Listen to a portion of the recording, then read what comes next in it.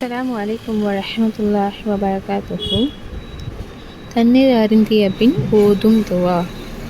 ஹல்ரத் அபு ஜாஃபர் ரஹ்மத்துல்லாஹி அலைஹி அவர்கள் அறிவிக்கிறார்கள், அண்ணல் நபி ஸல்லல்லாஹு அலைஹி வஸல்லம் அவர்கள் தண்ணீர் அருந்திய பின் இந்த துவாவை ஓதுவார்கள்.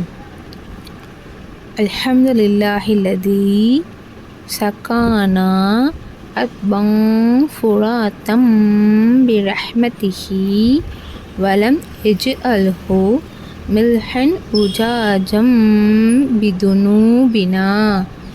இதனுடைய பொருள், நாம் அருந்திய இந்த நீரை நமது பாவத்தின் காரணமாக கசப்பானதாகவோ உவர்ப்பானதாகவோ ஆக்கிவிடாமல் தனது அருளால் மானதாக குடிக்கத் தந்த அல்லாஹ்விற்கே எல்லா புகழும். அஸ்ஸலாமு அலைக்கும் வரஹ்மத்துல்லாஹி வபரகாத்துஹு.